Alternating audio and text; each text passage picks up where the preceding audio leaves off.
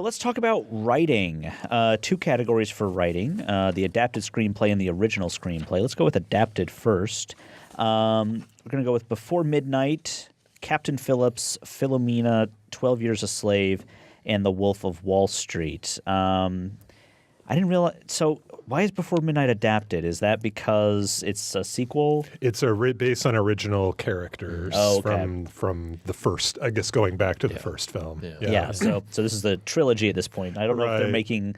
Are they making a fourth one? They're kind of open about it. I hope they do. I gave a shout out for this film a couple months ago. Yeah. I love Before Midnight. It's talk about, just I may be biased because I've grown up with this series. I'm the same age pretty much as these guys. So and the fact that they just, Ethan Hawke and Julie Delpy write it essentially, and they know their characters really well, and they've come to own their characters and really challenge them and each other. They really just went above and beyond. I really like this one compared to the last one. Yeah. Oh, yeah.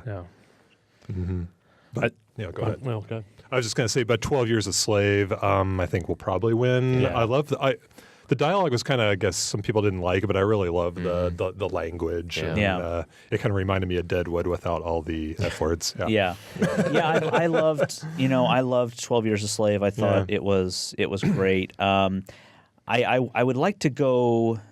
I would like to read the book that Wolf of Wall Street is based on, just to sort of get a sense for how much of Leonardo DiCaprio's performance is sort of based on what was in the book and how much of it is, just a creation between him and Scorsese and whoever. Because I found the story really interesting, and I found the structure of the film really interesting. And it sort of makes me wonder where that structure came from. Was it all from the script, or was that Scorsese's idea? How did that work? Because I think there was a lot of really good material in there. But I think I would agree that 12 Years a Slave is probably what I would pick here. Yeah, I agree as well. I'm interested to, like you said, the books that Captain Phillips is based off of as well. I'd be interested to see how much of the characterization of the pirate characters really is total creation or included in that book, since the book is from the Tom Hanks character story perspective. I imagine that, adapting that and coming up with those characters, and that's something that's done by the director and the actors, but obviously by Mr. Ray, who wrote the screenplay for this one. Yeah. Okay, so let's talk about original screenplay. So we've got American Hustle, Blue Jasmine, Dallas Buyers Club, Her, and Nebraska. I did not particularly care for American Hustle. Blue Jasmine didn't blow me away. For me, Dallas Buyers Club, Her, and Nebraska are all really excellent films. I think personally, I would probably pick Nebraska because I felt like I've lived through that movie.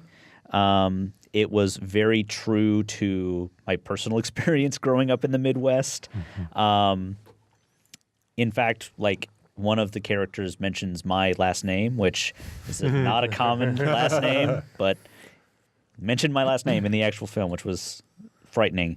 But Her, I think, also is probably the one that I would probably go with, because it's an imagining of something that I think people have tried to imagine in the past, but they've always taken sort of a salacious version of it.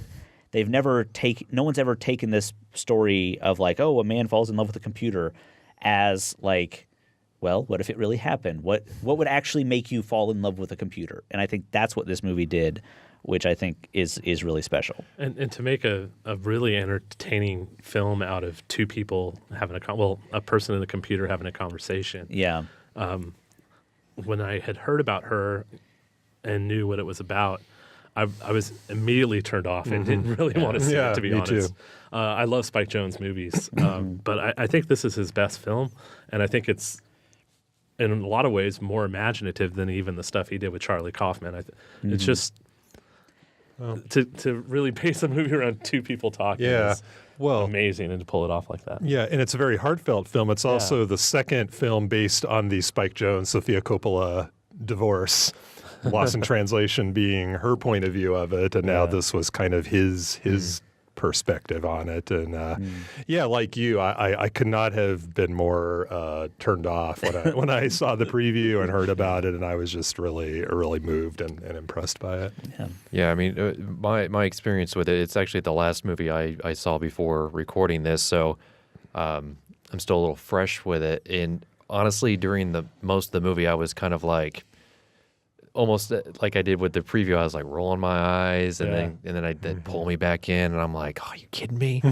You're pulling me back in?" And I'd be like, "Oh, now I'm back out of it.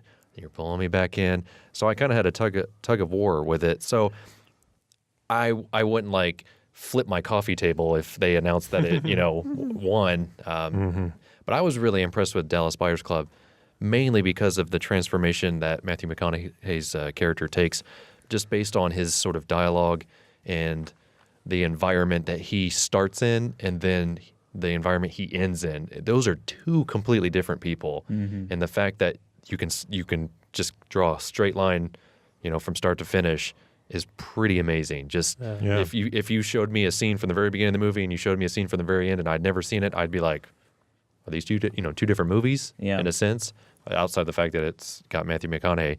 So it's just really, it has a message, it paints a picture and it moves in some pretty interesting ways. Cause like I said, if I did not expect the guy at the very beginning of that movie to be the guy at the very end of the movie. Yeah. And the fact that, his character takes such a journey was just really impressive to me. So I would, in my opinion, either nominate or vote for Dallas Buyers Club or her.